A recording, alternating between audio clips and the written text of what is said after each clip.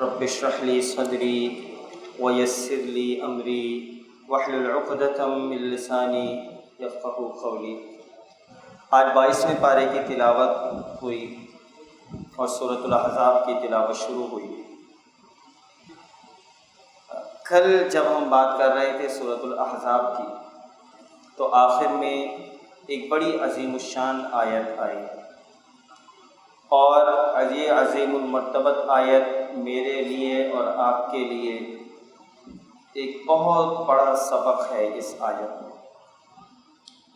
اور وہ ہم نے جب کل سنی تھی وہ آیت تھی کہ لَقَدْ كَانَ لَكُمْ فِي رَسُولِ اللَّهِ أُسْوَةٌ حَسَنَةٌ، اللہ کے نبی کریم تمہارے لیے رسول اللہ صلی اللہ علیہ وسلم میں عمدہ نمونہ موجود ہے۔ تم اگر کسی کو رہنما بنانا چاہتے ہو، تم اگر کسی کو رول ماڈل بنانا چاہتے ہو، تم اگر کسی کے راستے پر چلنا چاہتے ہو تو اللہ کے نبی صلی اللہ علیہ وسلم کی جو زندگی ہے تمہارے لیے رہنمائی کے لیے کافی ہے۔ اور یہ بڑی خوبصورت آیت ہے کہ تم کامیاب ہونا چاہتے ہو، تمہاری زندگی کا مقصد یہ ہے کہ تمہیں کامیابی مل جائے، اور تم اگر کامیاب ہونا چاہتے ہو تو تمہارے لیے کوئی ایسا رول ماڈل ہونا چاہیے کہ جس کی زندگی میں کامیابی موجود ہو۔ تو اللہ رب العالمین نے اللہ کے نبی صلی اللہ علیہ وسلم کے لیے بتا دیا کہ یہ تمہارے لیے رول ماڈل ہیں، یہ وہ ہستی ہیں کہ جو تمہیں کامیابی کے راستے پر چلا سکتی ہیں۔ اچھا، یہ تو قرآن کی بات ہو گئی۔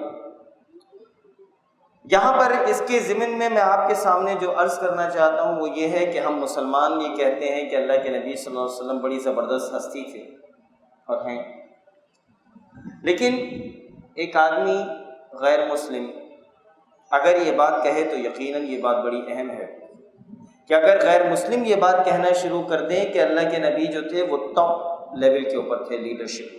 ایک آدمی جس نے پچھلی صدی میں ایک بڑی زبردست کتاب لکھی، 100 most influential personalities in the history of human being, the 100 کے نام سے مائیکل ایچ ہارٹ نے ایک کتاب لکھی، اور اس نے 100 بہترین انسان جو دنیا کی تاریخ کے 100 بہترین انسانوں کی اس نے ایک لسٹ بنائی۔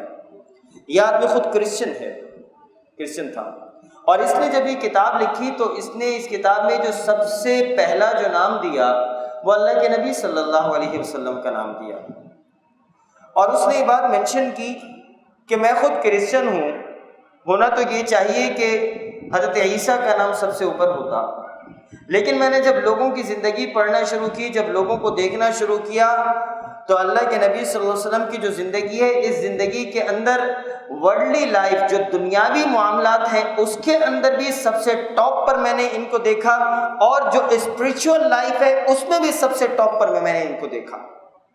یعنی کہ دین اور دنیا، جو اس کا تصور تھا کہ دین کے اندر بھی اور دنیا کے اندر بھی اگر دنیا اس پوری انسانی تاریخ میں جو سب سے بہترین کوئی آدمی ہو سکتا تھا تو وہ اللہ کے نبی۔ اب وہ کیسے؟ وہ اس طریقے سے کہ جب اللہ کے نبی صلی اللہ علیہ وسلم کی جو زندگی تھی نا، اس کے اندر ہر چیز کے لیے رہنمائی موجود ہے کہ اللہ کے نبی صلی اللہ علیہ وسلم جو تھے وہ جس زمانے کے اندر موجود تھے، مدینے کی ریاست میں ذرا آپ لوگوں سے یہ بات پوچھنا چاہتا ہوں، اللہ کے نبی جب مدینے کی ریاست میں تھے تو ذرا یہ بتائیے کہ اس ریاست کے اندر کون اس ریاست کا وزیر اعظم یا گورنر یا بادشاہ کون تھا اس ریاست کا جب اللہ کے نبی صلی اللہ علیہ وسلم مدینے میں تھے؟ کون تھا بھائیوں؟ اللہ کے نبی جب مدینے میں موجود تھے تو مدینے کی ریاست کا جو سربراہ تھا، جو جسے آپ وزیر اعظم کہیں یا گورنر کہیں یا بادشاہ کہیں یا صدر کہیں، کون تھا اس زمانے میں؟ اس وقت اللہ کے نبی صلی اللہ علیہ وسلم خود تھے، وہ خود اس ریاست کے سربراہ تھے، اب آپ یہ بتائیے کہ اس ریاست کا جو چیف جسٹس تھا وہ کون تھا مدینے کا چیف جسٹس؟ کون تھے بھائی؟ وہ خود اللہ کے نبی صلی اللہ علیہ وسلم تھے۔ مدینے کے ریاست کے اندر صدر بھی وہی تھے، چیف جسٹس بھی وہی تھے۔ اس ریاست کے اندر یہ بتائیے کہ چیف آف آرمی اسٹاف کون تھا؟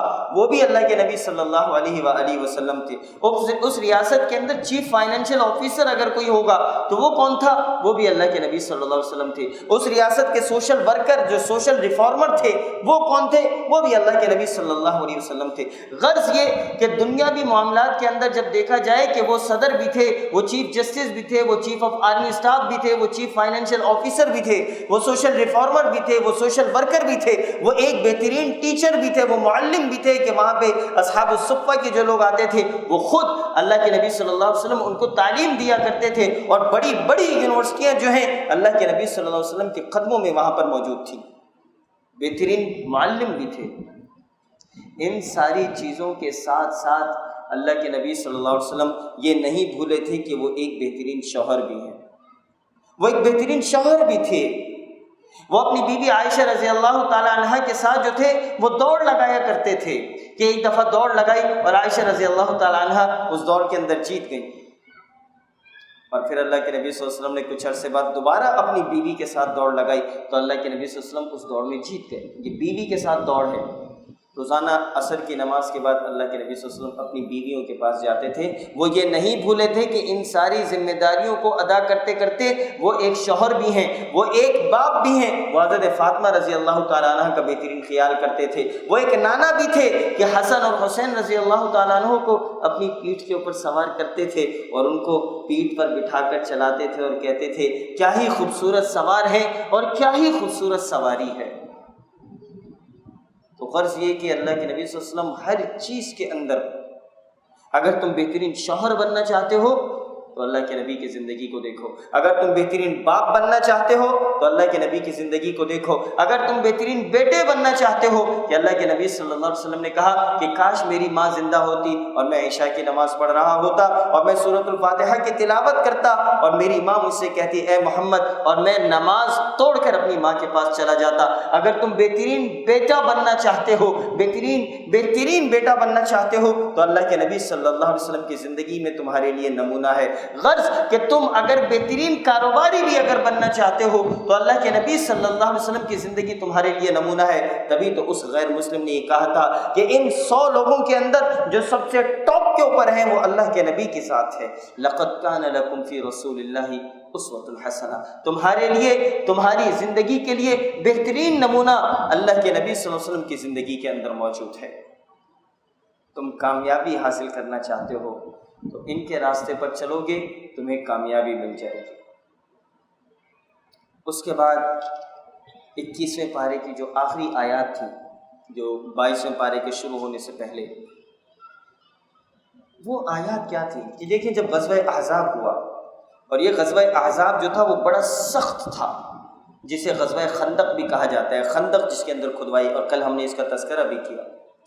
ہوا یہ کہ اللہ کے نبی صلی اللہ علیہ وسلم جب یہ پہلے تو حالات خراب تھے، پہلے نبی صلی اللہ علیہ وسلم، پہلے مسلمان جو تھے وہ جنگ و جدل کے اندر بڑے مشکل کے اندر تھے، حالات بڑے خراب تھے، پیسہ نہیں تھا، لیکن اب حالات اچھے ہونا شروع ہو گئے تھے۔ اللہ کے نبی جو ہیں وہ لوگوں کو جنگوں کے اندر فاتح ہونے کے بعد، فتح حاصل کرنے کے بعد جو اس کا مال غنیمت تھا وہ لوگوں کو بانٹ رہے تھے۔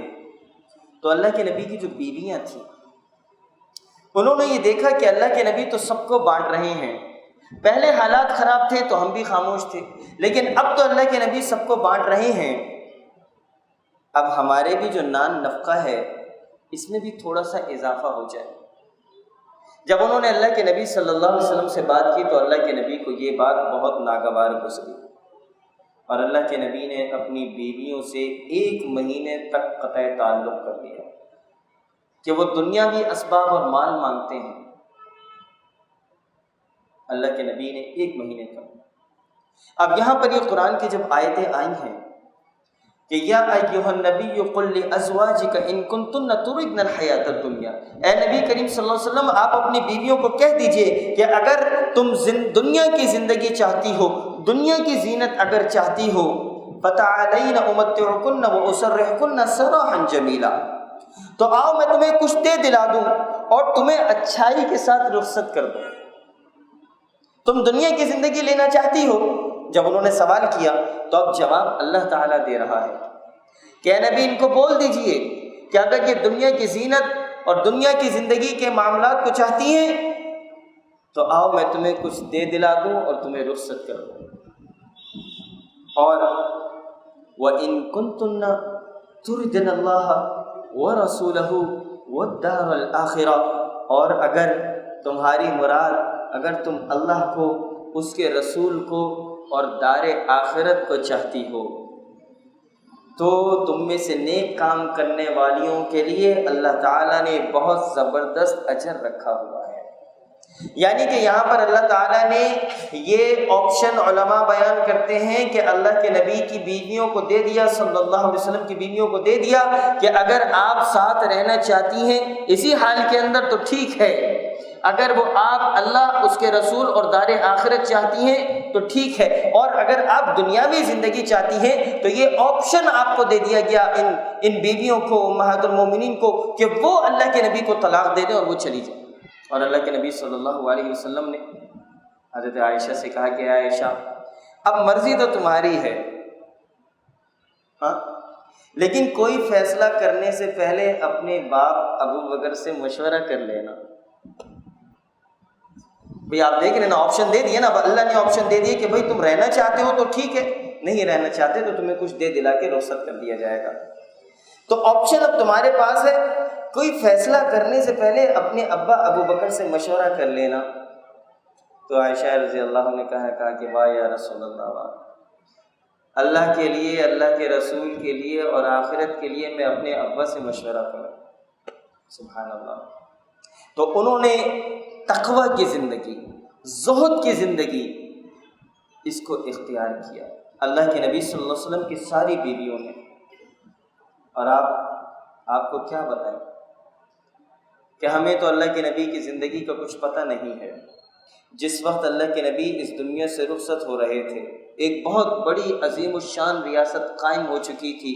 جس رات کو اللہ کے نبی صلی اللہ علیہ وسلم رخصت ہو رہے تھے، اس سے 2 دن پہلے عائشہ رضی اللہ تعالیٰ عنہ سے پوچھا کہ اے عائشہ گھر میں کتنا ہے؟ انہوں نے کہا کہ 6 7 8 دینار ہیں، 5 یا 7 دینار ہیں. تو عائشہ رضی اللہ تعالیٰ عنہ سے انہوں نے کہا کہ اس کو صدقہ کر دو. عائشہ رضی اللہ تعالیٰ عنہ نے وہ دینار صدقے کر دیے. اور اس رات کو اللہ کے نبی کی وفات پیر کے دن ہوئی ہے. اس دنیا سے جو رخصت ہوئے ہیں وہ پیر کے دن بعد از نماز فجر ہوئے ہیں. ہفتے کی رات کو اللہ کے نبی کے گھر کے اندر دیا جلانے کے لیے تیل موجود نہیں تھا. آقا دو جہاں محمد رسول اللہ صلی اللہ علیہ وسلم کے گھر میں تیل نہیں تھا. یہ بی بی عائشہ محلے والوں سے تیل لے کر آئیں اور پھر گھر کے اندر دیا جلایا تھا. یہ زہد اور تقوی کی زندگی تھی اللہ کے نبی صلی اللہ علیہ وآلہ وسلم کی اور آپ کی پاک بیویوں کی. اور پھر اس کے بعد 22ویں پارے کے اندر ایک اور بڑا اہم موضوع آیا. وہ موضوع یہ آیا کہ ما کان محمد ابا احد من رجالکم، کہ لوگوں تمہارے مردوں میں سے کسی کے باپ محمد الرسول اللہ صلی اللہ علیہ وسلم نہیں. اللہ کے نبی تم مردوں میں سے کسی کے بھی باپ نہیں ہیں. معاملہ یہ تھا کہ اللہ کے نبی صلی اللہ علیہ وسلم کے ایک منہ بولے بیٹے تھے جو زید بن حارثہ تھے.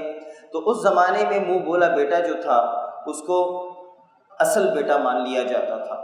تو صحابہ زید بن حارثہ کو زید بن محمد کہتے تھے. یہ زید بن حارثہ غلام تھے، اللہ کے نبی نے ان کو آزاد کیا اور پھر اعلان کر دیا کہ آج کے بعد یہ میرا بیٹا ہے. اب یہ جو زید بن حارثہ تھے، جو اب بعد میں زید بن محمد کہلانے لگ رہے تھے، لوگ صحابہ ان کو زید بن محمد کہتے تھے، ان کی شادی جو ہوئی تھی وہ اللہ کے نبی صلی اللہ علیہ وآلہ وسلم کی پھوپھیزاد بیٹی حضرت زینب سے ہوئی. اب منہ بولے بیٹے کی شادی حضرت زینب سے ہوئی اور ان دونوں کا سلسلہ آپس میں نہیں چل سکا اور آپس میں ان کی طلاق ہو گئی. اب حکم یہ ہوا اللہ رب العالمین کا حکم یہ تھا کہ نبی کریم صلی اللہ علیہ وآلہ وسلم وہ جو زید بن حارثہ کی جو بیوی ہیں، یعنی منہ بولے بیٹے کی جو بیوی ہیں، اب ان سے شادی کریں، حضرت زینب سے، جو در حقیقت ان کی پھپھی کی بیٹی بھی تھی. اب مسئلہ یہ تھا کہ اللہ کے نبی صلی اللہ علیہ وسلم یہاں پر پریشان یوں تھے کہ اس زمانے میں منہ بولا بیٹا جو تھا وہ اصل بیٹے کی مانند ہوا کرتا تھا، اس کو وراثت میں بھی حصہ ملتا تھا. یہاں پر اللہ تعالیٰ اس منہ بولے بیٹے کی اس ساری چیزوں کو ختم کرنا چاہتا تھا، اور ختم کرنے کے لیے اللہ تعالیٰ نے اللہ کے نبی صلی اللہ علیہ وآلہ وسلم کی ذات جو ہے وہ لوگوں کے لیے نمونہ بنا دی کہ ان کا جو منہ بولا بیٹا ہے، اب آپ سوچئے کہ اگر منہ بولا بیٹا اصل بیٹا ہوتا تو اس کے بیٹے سے، اپنے بیٹے کی بیوی سے کوئی شادی نہیں کر سکتا طلاق کے بعد، لیکن اللہ کے نبی صلی اللہ علیہ وسلم سے کہا گیا کہ وہ منہ بولا بیٹا جب اس کی طلاق ہو گئی تو اب اس سے شادی کی جائے، اور اللہ کے نبی صلی اللہ علیہ وسلم پریشان یہ تھے کہ اب لوگ کیا کہیں گے۔ یہاں لوگوں کو یہ بات بتائی اور سمجھائی گئی کہ دیکھو منہ بولا بیٹا منہ بولا ہی ہوتا ہے، وہ در حقیقت اصل نہیں ہوتا، اور اللہ کے نبی صلی اللہ علیہ وسلم کا کوئی بیٹا نہیں ہے۔ ما کان محمد ابا احد من رجالکم، اور اللہ کے نبی صلی اللہ علیہ وسلم نے حضرت زینب سے شادی کی۔ ایک تو یہ معاملہ یہاں پہ تھا۔ دوسری چیز جو یہاں پر اہم آئی ہے وہ یہ ہے کہ وَلَٰكِن رسول اللہ، کہ اللہ کے نبی تو کیا ہے، وہ اللہ کے رسول ہیں، وَخَاتَمَ النَّبِيِّينَ، اور وہ کیا ہیں، انبیاء کے اوپر کیا ہیں، وہ سیل ہیں۔ ختم نبوت کی یہ آیت ہے۔ یہاں پہ یہ بات سمجھنے کی ہے کہ دیکھیں دنیا کے اندر جب بھی کوئی نبی، دیکھیں اللہ کے نبی صلی اللہ علیہ وسلم کے حوالے سے قرآن کے اندر یہ بات آئی کہ اس سے پہلے جو انبیاء آتے رہے وہ کسی خاص قوم کے لیے ہوتے تھے، وہ خاص نسل کے لیے ہوتے تھے، وہ کسی خاص زمانے کے لیے ہوتے تھے، لیکن اللہ کے نبی صلی اللہ علیہ وسلم کو جب اللہ نے اس دنیا کے اندر بھیجا تو وہ کسی خاص قوم، کسی خاص نسل اور کسی خاص زمانے کے لیے نہیں تھا، وہ سب کے سب وما ارسلناک الا رحمۃ للعالمین، آپ سارے جہانوں کے لیے رحمت بنا کر آپ کو بھیج دیا گیا ہے۔ تو اللہ کے نبی کو کسی ایک خاص قوم اور نسل اور زمانے کے لیے نہیں بھیجا، پورے زمانے کے لیے اور رہتی دنیا کے لیے آپ کو نبی بنا کر بھیجا گیا، پہلی بات۔ دوسری بات کیا ہے؟ دوسری بات یہ ہے کہ قرآن کے اندر کیا آتا ہے کہ پہلے زمانے کے اندر جو انبیاء آتے تھے ان کی شریعت کے اندر ارتقائی معاملات ہوتے تھے، شریعت مکمل نہیں ہو رہی تھی، ایک نبی آتا تھا پھر اس کے بعد اگلا نبی اگلی شریعت کو اس کو کنٹینیو کرتا تھا اور پھر اس کے بعد اگلا نبی آتا تھا، لیکن جب ہم نے اللہ کے نبی صلی اللہ علیہ وآلہ وسلم کو بھیجا تو اللہ کے نبی صلی اللہ علیہ وسلم کو بھیجنے کے بعد اب یہ شریعت مکمل ہو چکی ہے۔ الیوم اکملت لکم دینکم، آج یہ شریعت، آج یہ دین مکمل ہو چکا ہے۔ یہ اللہ کے نبی صلی اللہ علیہ وسلم کے حوالے سے یہ دوسری بات آئی کہ اب دین مکمل ہو گیا۔ تیسری چیز، پہلی کتابوں کے اندر تحریف ہوتی تھی، اس کے اندر ایڈیشن اور سبٹریکشن ہوتا تھا، لیکن جب یہ کتاب آئی، جب یہ قرآن آیا تو اللہ رب العالمین نے اس کتاب کو نازل کرنے کے بعد یہ بھی ساتھ مینشن کر دیا کہ اِنَّا نَحْنُ نَزَّلْنَا الذِّكْرَ وَإِنَّا لَهُ لَحَافِظُونَ، ہم نے اس قرآن کو نازل کیا ہے اور ہم ہی اس کی حفاظت کی ذمہ داری لیتے ہیں۔ دیکھیں نبی اور رسول آنے کے لیے تین چیزیں ہونا ضروری ہیں کہ یا تو کوئی نبی کسی زمانے کے لیے آتا تھا، کسی خاص قوم کے لیے آتا تھا، لیکن جب اللہ کے نبی صلی اللہ علیہ وسلم آ گئے تو وہ کسی خاص قوم اور زمانے کے لیے نہیں ہے، وہ رحمت للعالمین ہیں، تو اس لیے یہ ضرورت ختم ہو گئی نبی آنے کی۔ دوسری نبی آنے کی جو ضرورت ہوتی ہے وہ یہ ہوتی ہے کہ دین جو ارتقائی معاملات کے اندر ہوتا ہے وہ آگے کی طرف بڑھ رہا ہوتا ہے، لیکن اللہ کے نبی صلی اللہ علیہ وسلم کو جب اللہ نے بھیجا تو کہا کہ دین مکمل ہو گیا، الیوم اکملت لکم دینکم، تو یہ دوسری شرط بھی یہ ختم ہو گئی، اور اب نبی کی دوسری شرط بھی نہیں ہے۔ اور نبی کی جو تیسری شرط ہے وہ کیا ہے کہ نبی اللہ تعالیٰ اس وقت بھیجتا ہے کہ جب اس کتاب کے اندر تحریف ہو گئی ہو، سبٹریکشن اور ایڈیشن ہو گئی ہو، لیکن اس کتاب کے اندر کوئی سبٹریکشن اور ایڈیشن اور آلٹریشن نہیں ہے کہ اب اس کتاب کو اللہ ہی اس کی حفاظت کی ذمہ داری لیتا ہے۔ تو یہ جو تینوں نبی بھیجنے کی شرائط اور کنڈیشنز تھیں وہ مکمل ہو چکی، وہ اب موجود نہیں ہے، اس لیے اب کوئی نبی نہیں آئے گا۔ تبھی اللہ رب العالمین نے یہاں بات کہی کہ وَلَٰكِن رسول اللہ وَخَاتَمَ النَّبِيِّينَ، اور آپ انبیاء کے اوپر سیل ہیں۔ اور سیل کب لگتی ہے؟ سیل کب لگتی ہے؟ جب آپ کسی لیٹر کو بند کرتے ہیں، اس لیٹر کے اوپر جب اس کی اوپننگ کو جب آپ بند کرتے ہیں تو اس اوپننگ کے اوپر ایک سیل لگا دیتے ہیں، کہ اسٹیمپ لگا دیتے ہیں کہ اب یہ لیٹر نہیں کھلے گا۔ اس لیے اللہ کے نبی آخری نبی ہیں، آپ کے بعد اور کوئی نبی نہیں آئے گا۔ اور خود اللہ کے نبی صلی اللہ علیہ وسلم نے کہا کہ لا نبی بعدی، میرے بعد کوئی اور نبی نہیں ہوگا، میں آخری نبی ہوں۔ اور اللہ کے نبی صلی اللہ علیہ وسلم نے کہا کہ میری مثال اس طرح کی ہے کہ کسی نے کوئی بہت ہی خوبصورت عمارت بنائی اور اس کے اندر ایک اینٹ رہ گئی اور وہ آخری اینٹ میں ہوں، وہ آخری اینٹ میں ہوں۔ اور اللہ کے نبی صلی اللہ علیہ وسلم نے کہا کہ میرے بعد 30 لوگ نبوت کا جھوٹا دعویٰ کریں گے، 30 لوگ۔ تو ان ساری چیزوں سے یہ بات منعن، یہ ختم نبوت کی یہ بات ہو گئی کہ اللہ کے نبی صلی اللہ علیہ وسلم کے بعد جب وہ ساری کنڈیشنز ختم ہو گئی ہیں تو وہ خاتم النبیین ہیں، اب اللہ کے نبی کے بعد کوئی اور نبی نہیں آئے گا۔ اور علماء اور فقہا یہ بات بیان کرتے ہیں کہ کوئی اگر یہ کلیم کرے کہ میں نبی ہوں، اس سے بات چیت کرنا بھی یہ بھی کفر ہے۔ اس سے بات چیت کرنے کا مطلب ہے کہ اس کے کلیمز کو سننا۔ There is no need at all۔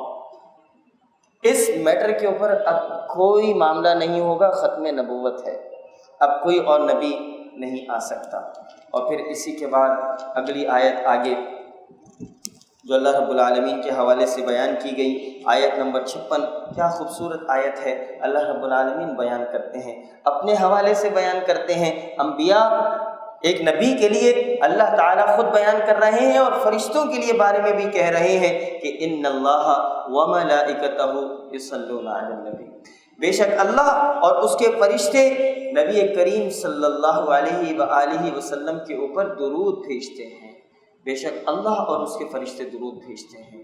اسی لیے یا ایھا الذین آمنوا، اے ایمان والو، صلو علیہ وسلموا تسلیما، اللہ کے نبی صلی اللہ علیہ وسلم کے اوپر درود بھی بھیجو اور اللہ کے نبی صلی اللہ علیہ وآلہ وسلم پر سلام بھی بھیجو۔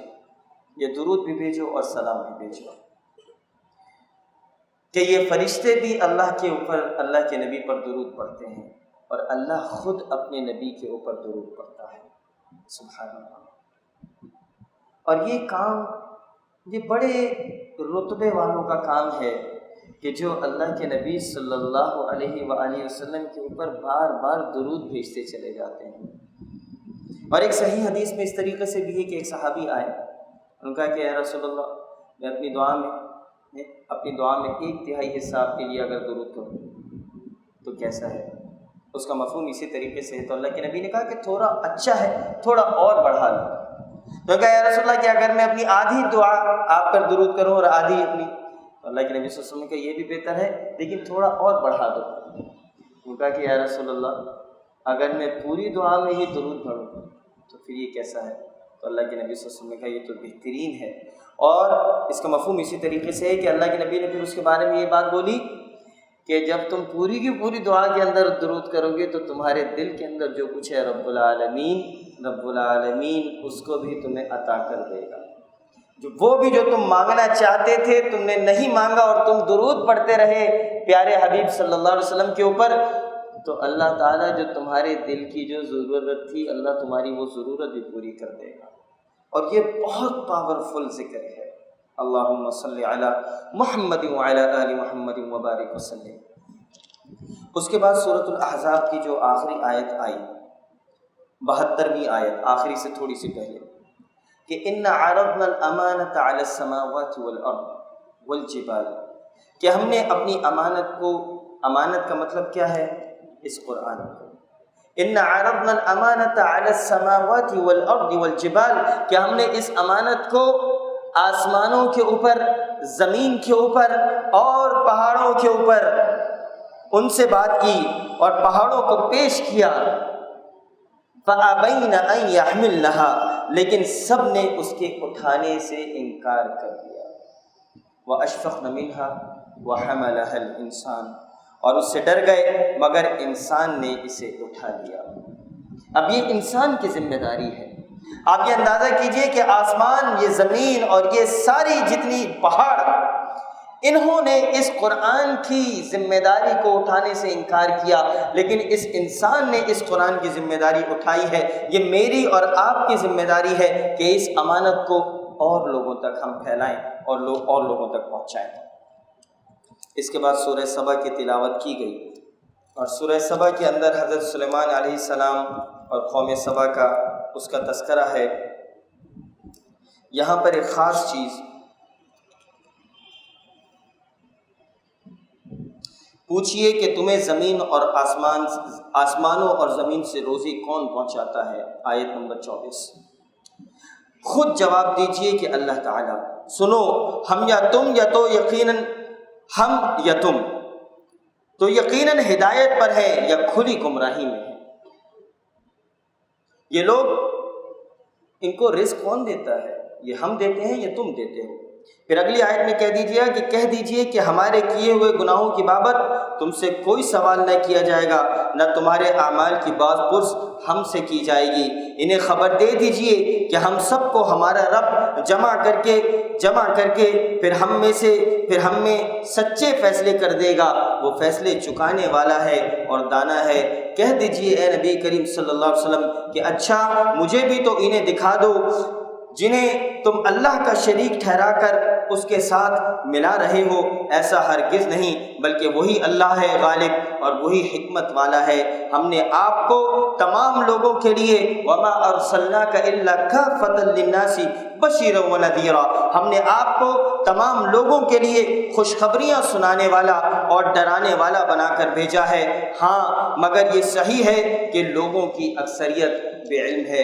اس کے بعد سورہ فاطر کی تلاوت کا آغاز ہوا، اور سورہ فاطر کے اندر ایک آیت آئی، آیت نمبر 15، یا ایھا الناس، اے لوگو، انتم الفقراء، انتم الفقراء، تم اللہ کے محتاج ہو، تم اللہ کے محتاج ہو، وَأَنْتُمُ الْفُقَرَاءُ إِلَى اللَّهِ، تم اللہ کے محتاج ہو اور اللہ بے نیاز ہے۔ وَاللَّهُ هُوَ الْغَنِيُّ الْحَمِيدُ، اللہ تعالیٰ بے نیاز ہے، اور وہی ہے جو تعریف کے قابل ہے، وہی ہے جس کی خوبیاں بیان کی جائیں۔